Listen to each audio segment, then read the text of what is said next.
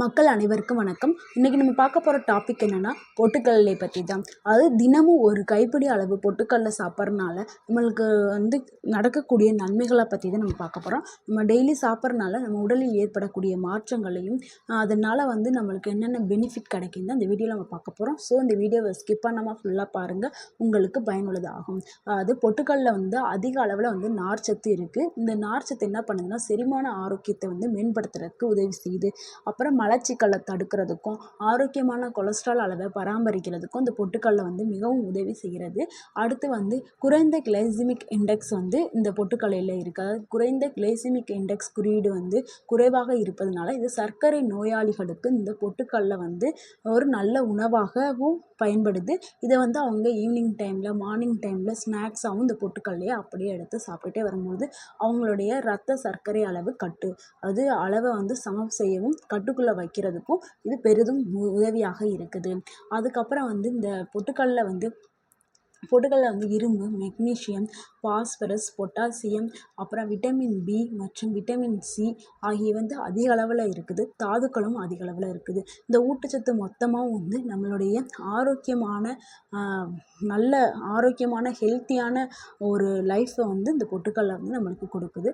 அதுக்கப்புறம் இந்த பொட்டுக்கடலையில் உள்ள புரதம் மற்றும் நார்ச்சத்து ரெண்டுமே அதிக அளவில் இருக்கிறதுனால வெயிட் லாஸ் பண்ணுறவங்க இதை பொட்டுக்கடலையை ஒரு ஸ்நாக்ஸாக எடுத்துக்கிட்டு இருக்கலாம். ஏன்னா வெயிட் லாஸ் பண்ணுறவங்க கார்போஹைட்ரேட்டை கம்மியாகவும் ப்ரோட்டீன்ஸ் அதிக அளவில் எடுத்துக்கிறணும். ஏன்னா உங்களுக்கு பாடிக்கு ப்ரோட்டீன்ஸ் ரொம்ப முக்கியம்.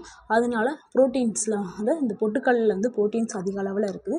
அவங்க வெயிட் லாஸ் பண்ணுறவங்க ஈவினிங் டைமோ மார்னிங் டைமோ ஸ்நாக்ஸாக இந்த பொட்டுக்கடலையை எடுத்துக்கலாம். அப்புறம் இதை வெயிட்டை மெயின்டைன் பண்ணுறதுக்கு இந்த பொட்டுக்கடலை ரொம்ப பெரிதும் பயனுள்ளதாக இருக்குது. அதுக்கப்புறம் இந்த பொட்டுக்கடலையில் உள்ள இந்த நார்ச்சத்து, பொட்டாசியம் இது ரெண்டுமே பொட்டுக்கடலையில் அதிக அளவில் இருக்கிறதுனால இது ஆரோக்கியமான கொழுப்பை ஊக்குவிப்பதன் மூலம் இரத்த அழுத்தத்தை கட்டுப்படுத்துறதுக்கு இது உதவியாக இருக்குது.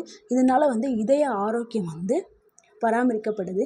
இதய ஆரோக்கியமாக இருக்கிறதுக்கு பொட்டுக்கடலை பெரிதும் உதவி செய்கிறது. அதனால் பொட்டுக்கடலை நம்ம தினமும் சாப்பிடலாம்.